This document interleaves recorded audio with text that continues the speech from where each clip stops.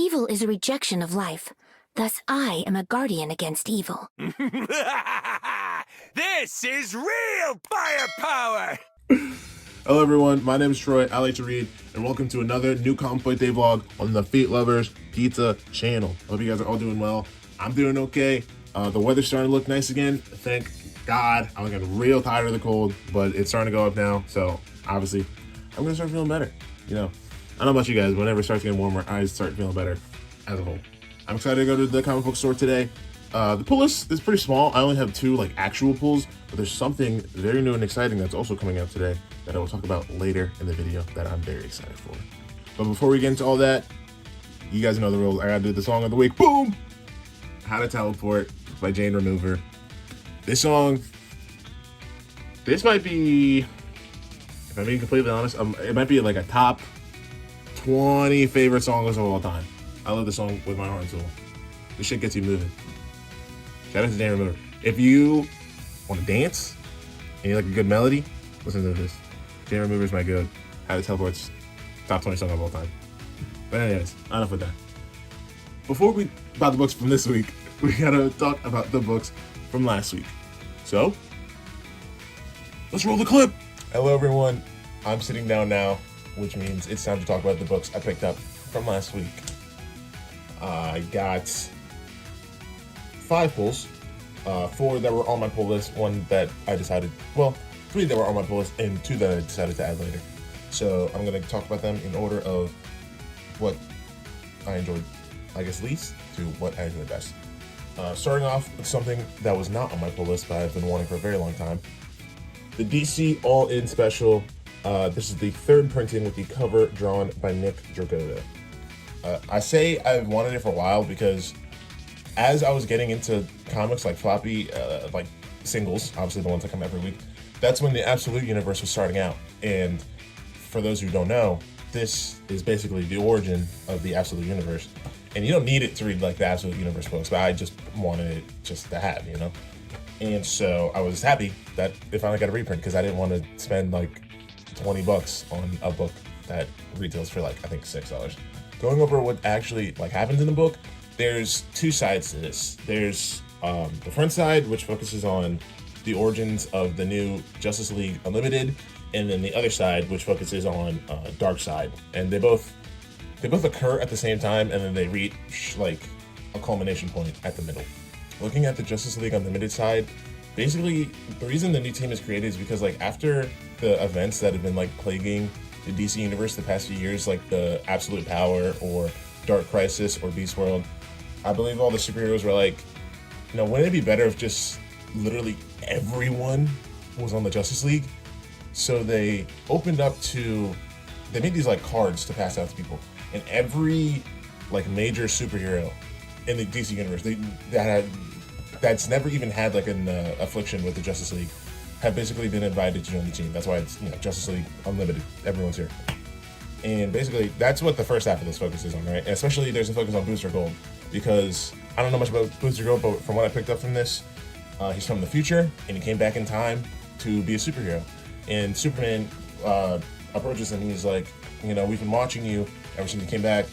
You're a little rough around the edges, but we think you're a pretty solid guy, and we'd like you to join our team. And, Booster Gold's pretty hype about it, right? And then so they go to this meeting, and this is the first introduction to the Justice League Unlimited.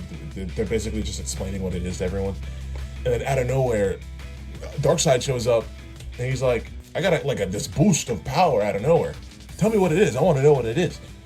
And they're like, no, Darkseid, get out of here. We don't like you. And then they all start jumping him. But Darkseid's like, tell me the truth. Tell me the truth. I need to know the truth. And what happens is Wonder Woman uses her lasso of truth to restrict him along with Batman.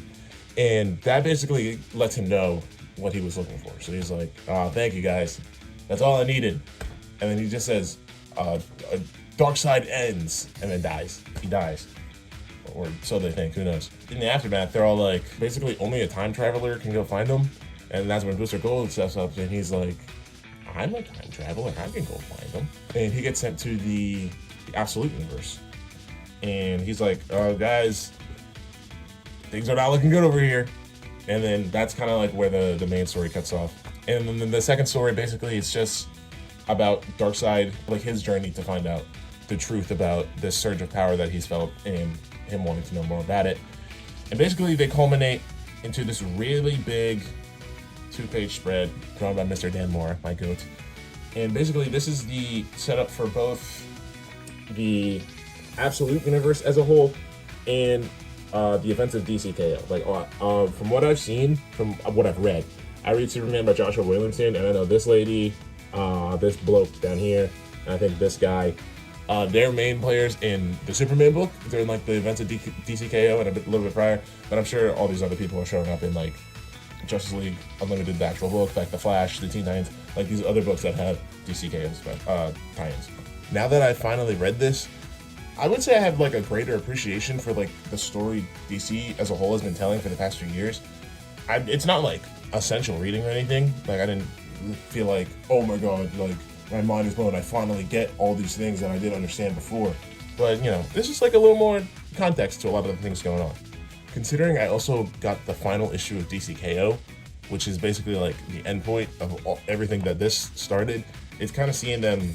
It's kind of weird seeing them side to side, considering, you know, this is beginning and I just read the end. Or is it? I guess we'll talk about that when I talk about DCKO.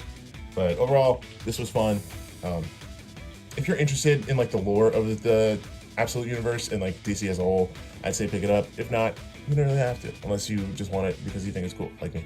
Sticking on theme with the Absolute universe, last week I picked up Absolute Superman number 17. This is a continuation of the fight between Absolute Superman, Hawkman, and Parasite. And overall, this issue was good in a lot of ways and kind of mid in a lot of ways. Starting off with the positives, I just like seeing Parasite. I think Absolute Superman has had a severe lack of Superman villains and Superman things in general.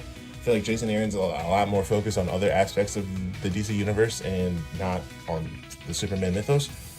But that's why I like taking Parasite, obviously. And I think his design's really cool. Essentially what Parasite is doing is taking every citizen in Metropolis and adding it to like its main organism, and then siphoning them off like a big cancer cell, basically. That's like Parasite's whole gimmick.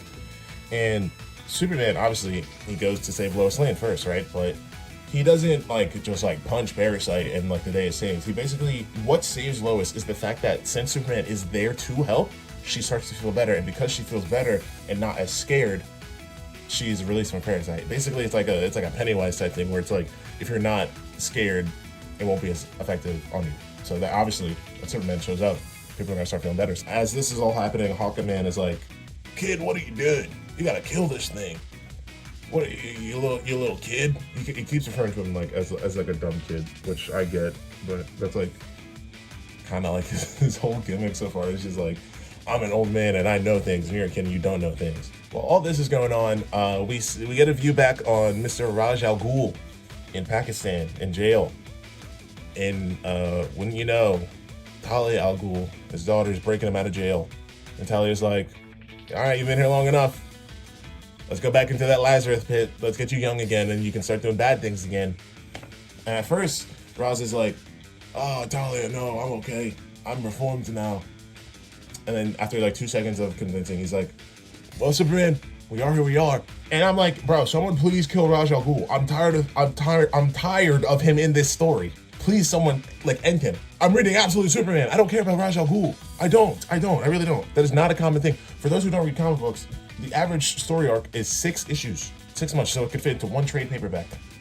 But we spent 14 dealing with Absolute Raj Al Ghul. I'm tired of them. I want to see Superman stuff. Someone kill Raj Al Ghul." And basically after he saves everyone, Kal-El is like, "Tell Lazarus Superman's not for sale. I will not work with you guys." And then he dips. And then Hawkman just calls Lazarus like, "All right, guys, we're gonna have a problem." We go back to the B plot of Absolute Superman, which is Brainiac and Lex Luthor, which is 10 times like more interesting than what's going on in the A plot. But basically, Brainiac kills everyone at Lex Luthor's party. I don't know if it's his party or his son's party, but he kills everyone. And Brainiac's like, "Make yourself interesting." Because in the last issue, he went up to Lex Luthor and he's like, "You're supposed to be like super evil, and you're supposed to be hating Superman. You're supposed to be one of the greatest villains ever, and you're just like a normal guy." And it made Brainiac very upset. So he kills Lex Luthor's entire family and everyone at that party.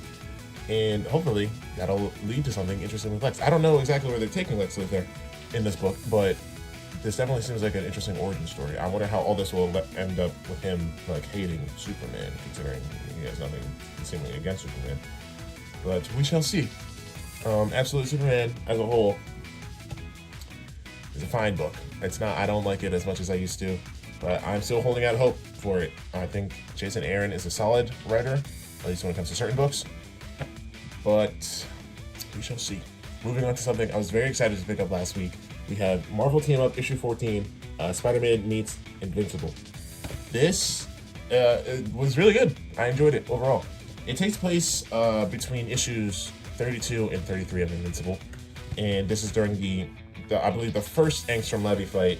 For those who don't know, it's the dude with the portals from Invincible, and basically Angstrom sends Invincible to the Marvel Universe, and he meets Spider-Man.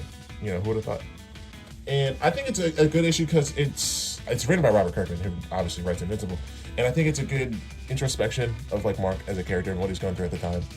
And it's also pretty solid on this part of Spider-Man because obviously if Peter encountered someone like this going through turmoil like this, he'd want to help him, you know? The whole issue focuses on them fighting Dr. Octavius, who Mark keeps referring to him with spider arms, and it makes Peter mad because Peter's just being like, they're octopus arms, they're not spider arms, spiders are my thing. They basically go to Avengers Tower to look for some things. That's where we meet MJ and Aunt May, because I guess at this time this was, I think, before even the Mephisto stuff happened with Peter and MJ, so they're still like happily married, which is pretty cool.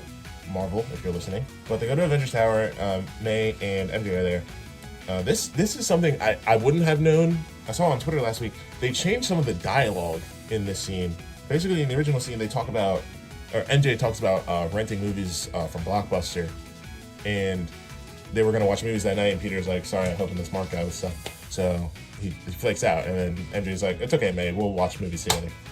But in this reprint, she talks about movies on Amazon Prime. I don't know if I can focus. Hopefully it will. And I think that's like weird. I don't think comic companies should be changing dialogue from like older comics just to like modernize it. Especially because like Image as a whole has been doing a lot of Invincible branding because of the new season. And I feel like it literally feels like product placement for the new like Invincible season, which it probably just is. I know I said it feels like product placement. It probably just is product placement. But anyways, it's kind of linked by that. But moving on, Invincible meets the Avengers. The big joke throughout the issue is that Mark doesn't really get the naming conventions of people in the Marvel Universe. Like, when he first meets Peter, he's like, oh, what's your name? And Peter's like, I'm Spider-Man. And Mark's like, you called yourself Spider-Man because you have spider powers? That's like me naming myself Superman because I have superpowers, right? And it's like, aha, that's pretty funny. So he meets the Avengers, and he goes around down the line. He sees Iron Man, he calls him Robot Man. He sees Wolverine, he calls him Coal Man. He sees Captain America, he calls him Flag Man. After they leave Avengers Tower, they basically go out to find Doc Ock, wrap up the fight. New portal shows up, and Mark leaves. And it ends with Peter talking about, man, that was interesting. What a fun day. I'm gonna go home and watch movies with my hot wife. And I was like, yeah, Peter, you go do that. You go watch movies with your hot wife. Overall, this is a fun issue. I like Invincible. I like Spider-Man. It was fun reading pre-lobotomy Spider-Man, where he was still able to be an adult and married to MJ. Overall, I think if you like Invincible and you like Spider-Man, you should read this. Moving on to another book I was very excited for last week. We have Batman #7, written by Matt Fraction and drawn by George Jimenez. This issue shows the return of the Joker, who has been incarcerated and incapacitated since the events of DCKO. And he's gotten real big and fat. He's been under the care of Annika Zeller, who's been a main character in this Batman run so far. And the one person the Joker has requested to see is Batman himself, you know, because they're age-old buddies. And basically throughout the issue, they just basically have a conversation. Joker is basically saying like, oh, please don't let me out of here. Don't let me out of here. I've been hurting so many people throughout history. I'm trying to be better. Don't let me out of here. And Bruce is like, Joker, cut the shit. You know you like hurting people. You don't try to act like you're being like rehabilitated. Throughout this, Annika Zeller is just watching like, Batman, if you lay a finger on this guy, I will blow this whole bitch up. I will literally kill you. Like, I will not let you harm someone in my care. She literally says that. But you get like a good look into the Joker's psyche. Like, there's literally like a fold out sequence where like the pages fold out of the book. This is something I've never experienced before, and we see like the memories that the Joker has about his whole like tenure as being the Joker and all the crazy shit he's been through. And basically it culminates into the Joker telling Batman like, hey, someone's trying to kill you, someone's coming soon and I can't stop them. And Batman's like, yeah, I'm Batman, everyone's trying to kill me all the time. And then Joker's like, not you, I'm talking to Bruce. And it's like that's how the chapter ends, like, oh my god, he knows Batman's Bruce Wayne, which I'm sure is something that's happened in comic books, like in the past, in the hundreds or so years Batman's been a thing. I'm sure the Joker has found out he's Bruce Wayne at some point. But that's how it ends. I liked the issue a lot. I thought it was really cool. I thought the art was really good. I was reading some reviews about it, and people were saying it's like kind of like rehashing like the relationship the Joker and Batman has. And I think, from what I've seen, from what I've read, it's like it's taking it in like a newer direction, I think. Another big complaint I saw people having is everything dealing with Annika Zeller basically being like a rehashing of Harley Quinn, because obviously the origins of Harley Quinn is she was a doctor treating the Joker, and then she ends up falling in love with him and going a little cuckoo herself and being like his second in command. And honestly, I understand why people are upset about that. That's something I didn't even really pick on with her being like obsessed with working on the Joker. I didn't even really consider her rehashing things from Harley Quinn. But I think if Matt Fraction is convicted enough and I don't know, likes Annika enough, he'll write her to be better than that and have her own motivations and not just be another Harley Quinn. But I guess we shall see how that unfolds. Overall, Batman by Matt Fraction is really good. It's probably top 3 things on my pull list. I'm super excited for this every month. Moving on to the last book I got, DCKO number 5, got the Daniel Warren Johnson variant. This is the final issue of DCKO, the big event that everything from the All-In initiative and the All-In special and the Absolute Universe, everything's been building up to this. Basically, this is the ending. And overall, solid, I guess. Basically, the last issue ended with Lex Luthor being crowned the champion of the tournament, right? So going into this, all the marketing and stuff was like, oh, it's going to be Darkseid versus Lex Luthor to be King Omega to rule over everything. And what's been happening in the Superman book by Joshua Williamson is basically Lois Lane and Superboy Prime have been fighting to get this information to the Time Trapper. He's the opposite. He's like the opposite of Darkseid. He thought he was supposed to represent death, but since he is immortal and every time he dies, he comes back to life, he basically represents like rebirth. Like he's, instead of being King Omega, he's King Alpha, right? So basically he infuses all this alpha energy into Superman, and then Superman comes back even though he got knocked out of the tournament. Obviously Superman he knocked Lex out of it, and then it's basically Darkseid versus Superman. And they have like, clash of ideologies, basic shonen shit. And instead of winning outright, Superman decides to bring back everyone that was knocked out of the tournament to help him fight, because obviously that is a Superman thing to do. He likes people, he likes helping people, and he likes fighting with his friends by his side. Basically it ends with Darkseid being defeated, Superman wins, he doesn't say he becomes King Omega, but he won the tournament, so technically he does. He basically becomes like a giant in the sky, and he's like, I have to go away now. There's some things I have to do. You guys got it from here. And he's just gone. Superman's gone for now. I guess we'll see the ramifications of that in the DC universe going forward. But it also shows Darkseid went back to wherever he was. I think he was talking to Saturn Girl again. And it's basically like, they may have won for now, but I will be back. I am inevitable, super villain type shit. And it was revealed that all the different worlds in the DC multiverse all had their own version of the KO tournament, and they all have Darkseid won all of them besides like the main universe, so he will be back, basically, he says. And it ends with something, he says something along the lines of like, next time I'll be back, there'll be a crisis of absolute proportions, which basically is like, oh, get ready guys, in a few years there's gonna be absolute crisis, because DC loves doing crises every few years. Overall it was like cool. I don't know how I feel about them already teasing like another event at the end of this event, considering this event didn't add too much. I thought it was a cool concept overall, DCKO, like the heroes fighting each other. and you'd be like harnessing darkness in order to become number one. Overall, I'd say the event was a little disappointing. I liked some of the tie-ins and stuff.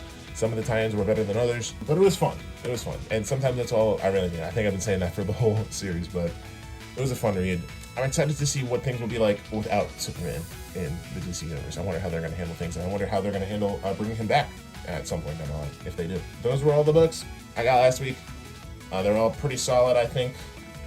And now, it's time to go get the books from this week.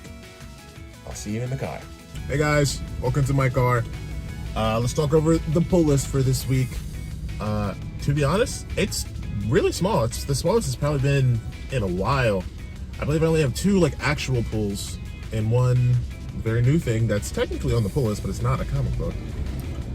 Starting off, let's talk about obviously the big book coming out this week, Absolute Batman, number, I think it's either 18 or 19.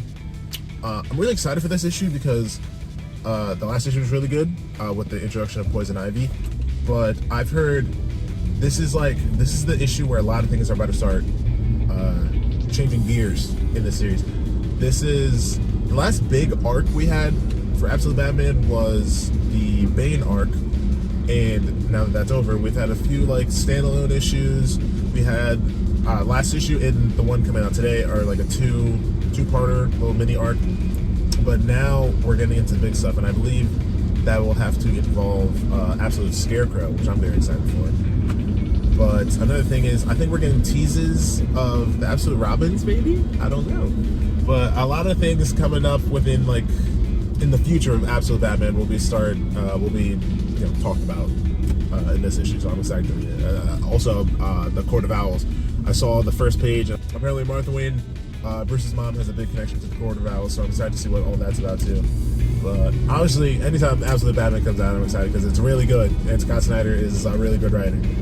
So I'm excited to see what's going on. The second thing on the pull list is Teenage Mutant Ninja Turtles. I think 16 or 17, around there. I'm excited for this. You know, this series is good, but it doesn't come on my timeline as much. So I don't see as much people talking about it. This is going to follow up the cliffhanger that ended last issue, where it was revealed that apparently in the future, Casey Jones will be the one to kill Raphael. And obviously that's like, well, why are you doing that, Mr. Casey? I'm sure we're going to see more of, what's her name? Shinigami, like the cat witch lady that we saw last issue. She was cool. And I'm excited to see more about how the Turtles are dealing with Splinter being the Ujigami and going around killing people that are supposed to be killing them in the future, right? Yeah. Overall, I'm excited. You know, I'm excited for every book every week. That's not true. Some books on my pull list are better than others, but Ninja Turtles is good, which obviously I was scared about it not being good now that it switched writers. But Jin Yu and Lang doing a pretty solid job. I'm still pretty excited for Ninja Turtles. Moving on to the third thing that I've been talking about this whole fucking video. Starting this week, a new magazine is coming out called Comics the Magazine. And I'm really excited for this because one thing about me is I like things, right? Like I like movies, right? And comic books, and I like video games and music and stuff. But I also like reading about the things I like. Like I like books about movies, and I like books about music, and I like books about video games. And I just like being knowledgeable about the things I like. And I'm excited for Comics the Magazine because it'll just give me an insight in comic book stuff, you know? I love the world of comic books, and I want to know more about them. So I think that this will allow me to do that. This issue, I'm excited for in particular because it literally focuses on how Absolute Batman is being made. Like, how to make, I'm pretty sure that's like the tagline of the book, like how to make Absolute Batman. And I'm excited, you know? I'm pretty sure the next issue focuses on Battle Beast, and then the one after that, the third issue, focuses on Ninja Turtles. And that's all books I read. So it's like, hell yeah. There's other, besides like the main articles, there's other stuff like in the magazine I'm also excited to look for. And I think this will be a theory I'm testing today because today's the first day I'll have it in my hand. But I think every time I make a video on a week where Comics the Magazine comes out, I will have a segment of video just dedicated to going over what's in that issue. Usually after I'm done like my driving segment in every video, I go to the comic book store and talk about, you know, all the books that came out this week. But I think instead of that, on the weeks where Comics the Magazine comes out, I'll just talk about Comics the Magazine for a little bit because it's really cool. I'm really excited for it. But hopefully it delivers, you know. I know Wizard Magazine was a thing that happened a very long time ago, and that was like a magazine based on comic books. But that's been going for a while, so I'm happy we're getting something new in a similar vein. But yeah, that's it on the pull list. I guess I will see you when I'm back home talking about Comics the Magazine. So, peace. Hey guys, I'm back home now, and I have picked up Comics the Magazine. I'm really excited about this. They announced it a few months ago, and I've been checking on it like every week since then. But it's finally in my hands now, so whenever these are coming out, whatever week it may be, I will make a little segment of the video dedicated to it because I think they're cool, and I want to go over what they talk about every week. I believe this has interviews with both Nick Dragotta and Scott Snyder, as well as some other people associated with the book. And let's just get right into it. Starting off, we have a little table of contents. A little letter from the magazine. I assume this is like just an introduction to everything, considering this is the first issue. The mailbag. I assume this is where you can write letters in, like at the end of single issues. I see. Is it Chip Zdarsky? I see. Oh my! Is this a lot of oh wow, a lot of Chip Zdarsky. Must have been real bored writing all these letters. But obviously, let's get to the main attraction.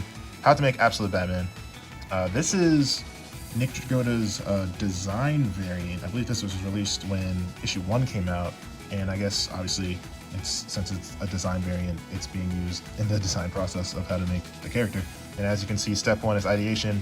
This is obviously where they came up with the idea for Absolute Batman.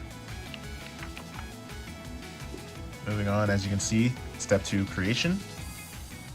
Step 3, revolution. And step 4, the future. And I didn't know this was going to be in here. Here we have a How to Make Absolute Catwoman. And for those who don't know, Scott Snyder's also co-writing Absolute Catwoman. This is a book I'm very excited for. I took a look through this earlier, but it seems every now and then we'll just get little one-page comics. This one is not the one that really intrigued me, but it seems cool. I'll read it eventually. Next up, Ronda Rousey fights for comics. I'm pretty sure Ronda Rousey's like an MMA fighter. She's like, I think, the most popular like woman fighter of all time, and apparently she's really into comic books. As we can see here, she likes the Lore Olympics, which, you know, I'm not a fan of, but has its demographic, and Lone Wolf and Cub, which is a manga I've heard great things about. Next thing of notice is On the Vegetable Wavelength, Rick Veitch's Swamp Thing gets its ending.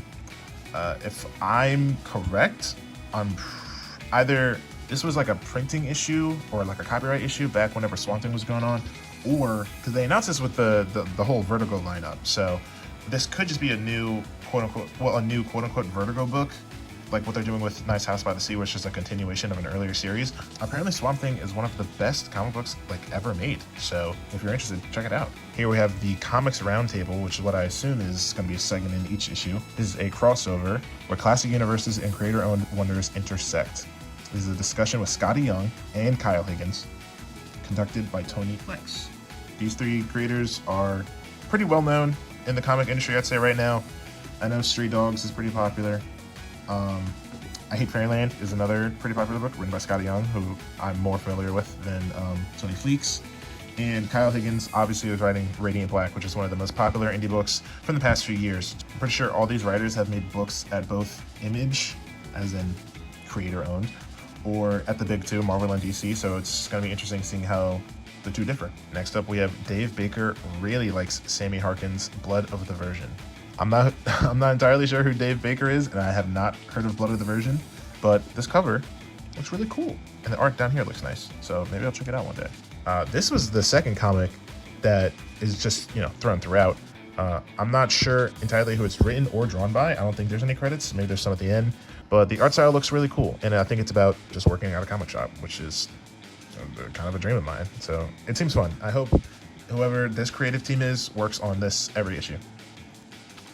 Now we have a brief history of fanzines, which is like, you could argue that Comics the Magazine is the culmination of all this. Like everything here has built up to this. As you can see, it started off as more of a fan thing, but with things like Wizard Magazine and Hero Magazine, it became more official, and people get things like interviews from writers and artists and articles like the ones I'm reading right now. It's pretty cool. And here we have a Comic Zine timeline. When I was initially flipping through this, I thought it was pretty funny because it reminds me of those memes where it's like how to draw, and like you start off with a circle and the next step is like Picasso, like the bit from SpongeBob. But you know, this is good. This is for like, I'd say the kids reading this. Like anyone who's seriously studying art, I feel like there's more fundamentals to learn than just looking at the steps. But it's still fun to look at and appreciate. This is a segment I'm very intrigued by. The Comics the Magazine picks comics, which I assume they're getting recommendations for people interested in comics every month or so. It says their top pick is Tigress Island 1. I remember seeing this in the Image Comics solicitations a few months ago, and I've also heard a lot of people talking about it online and in person for maybe obvious reasons. That's up to you. But I don't know. I'm not too familiar with Patrick Kindlon, the writer, but it seems like people are excited for it, so maybe check it out. Another apparently ultra biased pick is Feral. And Feral I have heard of, but I've heard of it because most of the Feral covers are kind of just references to other things. Like obviously this is a G.I. Joe reference. And I don't know if I necessarily want to pick it up just because it has fun reference covers. But maybe that's just me. Moving on, we got some more recommendations. Amazing Spider-Man 25.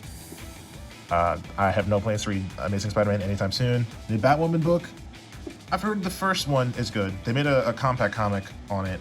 And if you have interest in Kate Kane, Bruce Wayne's cousin, I'd say check out the compact in this new book. But I have honestly no interest in her. So I don't plan to pick up either of them, but you know, maybe you will. Finally, we have Exploit #1, which I haven't heard anything about, but there seems to be a cool young lady on the cover pointing a finger gun at the camera. So, oh, look at what we got down here. Battle Beast #7. Now that's a good book. If you like Invincible and you like Robert Kirkman, if you're a Walking Dead fan, you should be reading Battle Beast. Some more recommendations. We got the new Lobo book coming out. Oh, Famicile coming out of Marvel Comics, Phoenix the Untold Story. Usagi Yojimbo Kaito, which I guess is a new Usagi book. Next issue, Battle Beast. I'm very excited for this one, just the way I'm excited for kind of all of these. Finally, we have the price guides for some key issues of comic books. As you see, Absolute Batman #1 is #2. If you get it graded and get a 9.8, that's worth $380, which is like kind of crazy considering you can just like buy a comic book when it comes out, like the day of, at any comic book store, and it'll be worth $5. But just because, especially because if you get like a first printing, it could be worth crazy money down the line. I don't know. I don't know if I have any other of these, but I do have Absolute Batman, which is kind of cool. Now this is something I'm very intrigued by, the top 10 rankings. Let's go over each segment. Starting off, we have the top 10 titles. Absolute Batman, Amazing Spider-Man, Batman, Ultimate Spider-Man, Ultimate Endgame, Absolute Wonder Woman, Absolute Superman, Absolute Martian Manhunter, Absolute Flash, and Ultimate Wolverine. As you can see, most of the list is like Absolute books and Ultimate books, and you can kind of understand why people are upset at Marvel canceling the Ultimate Universe. Well, maybe not canceling, but ending the Ultimate Universe, considering how popular it is. Next we have the top 10 publishers, but what I'm mostly interested in is cover artists, interior artists, and writers. Going down the list, for cover artists, Nick Dragotta makes sense considering he has all the hype from Absolute Batman. I wouldn't say his art's my favorite. I do have a personal top list of cover artists, but he's fun, you know. I don't hate his art at all. Some people really hate it, but it's definitely grown on me as Absolute Batman has gone on. Number 2, one of my personal favorites, I talk about this guy all the time, Dan Mora.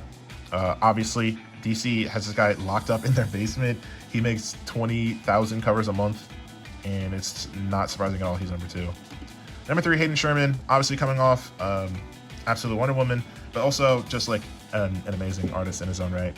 Same thing goes with Marco Cacchetto at number 4. He was on Ultimate Spider-Man, but now that book's over, I wonder what his next project will be. Going down the list, Jorge Jimenez, working on Batman right now, obviously really good. Rafa Sabadell, I'm pretty sure he only does covers for Absolute Superman, which is kind of surprising he's that high up on the list. David Nakayama, he's been an industry veteran for years now. Great guy. I love him. I have multiple covers by him. Great guy. Not surprising to see him here. Brad Anderson, not too familiar with him, but I guess he's more popular than Pepe Larraz and JRJR, which is, interesting. Pepe Larraz is obviously very good at what he does, and I'm not a big fan of JRJR. As you can see, there's an example of his art here. I'm not going to shit on an artist for no reason, but I'm not the biggest fan of it. Going down interior artists, we have Jock. I think it's very funny how some of these are like examples of their art, and other times it's just a photo of them. So we have a photo of Jock. Dan Moore once again, Hayden Sherman once again, Jorge Jimenez once again. Terry Dodgson, I'm more familiar with his cover work. I'm pretty sure he does more covers than interior, so it's interesting to see him on the interior side and not the cover side. Jordi Belair, not too familiar with her. Rafa Sandoval once again, Kaketa once again, JR once again, Pepe Larraz once again. Moving on to the writers, we have Dennis Camp, which is no surprise. He's probably the most popular comic writer right now, considering all his books are like universally loved. Same thing can go for Scott Snyder, who's been more of an industry veteran. Joshua Williamson, I'm a big fan of. I love his work on Superman. He seems like a cool guy. Joe Kelly, his name sounds very familiar, but I can't for the life of me think of a single book he's writing. Robert Kirkman, industry goat, creator of Walking Dead, creator of Invincible, currently writing Void Rivals and Battle Beast. Big fan of him. Jed McKay. Jed McKay does a lot of work at Marvel these days. I know he's on the X-Men book, and I'm pretty sure he just finished writing Avengers, and he has a Moon Knight book as well. I haven't read much of him. I've only read his X-Men book, and I liked it for the most part. Mark Waid, the DC man, good. Matt Fraction, writing Batman right now, also very good. Kelly Thompson, who most people know from Absolute Wonder Woman, but if you don't know, she also writes Jeff the Land Shark, as you can see by him here. And last we have Al Ewing, which is a very famous Marvel writer. I haven't read anything by him, but I've heard great things about him. And essentially, that is the end of the magazine. I had a fun time reading it. Hope you guys enjoyed this little overview. I'll try to make them better. This is my first time doing this, but I think that's about it. Hey y'all, I'm back home now. Let's go over the pulls I got this week. Wrap the video up. Starting off with the main event, Absolute Batman, number 18. Really excited to get into this one. I hope we get something cool with Barbara Gordon. I didn't mention her earlier, but Babs is really cool, and I hope Scott Snyder does something cool with her in this universe. Number 2, Ninja Turtles. Number 16, I got the Kevin Eastman variant. I'm excited to see what this one is. Kevin Eastman, awesome. I'm pretty sure they just recently released the Ninja Turtles Magic the Gathering set, and it has a lot of cards drawn by Kevin Eastman. Maybe I'll pick up some of those packs in one of these videos one of these days. I guess we'll see. Next up, you guys know about this. I just went over it in a very long segment. Comics and Magazine. I'm excited to sit down and read like this whole thing. I love learning about new stuff, especially comic books, which I don't know too much about, like the behind the scenes stuff. So I'm excited to learn. And this is my 10th new Comic Book Day vlog. So as a small way to celebrate, I decided to grab something I saw at the comic book store today. We have a reprint of Invincible #1 foil edition drawn by Ryan Otley. I don't know. I guess I'll take this time to thank all the support we've been getting on the channel. I guess it's not much. We're only at 34 subs, but we used to be at 0. So the videos will keep coming. I'm having fun making them. Thank you to everyone. Shout out Feet Lovers Pizza. Thank you to everyone that subbed so far. And I believe that is it. I hope you guys have a good week. I'll see you guys next Wednesday. So stay safe, be kind, read more comic books, and I'll see you guys next time. Bye, bye, bye, bye, bye, bye, bye.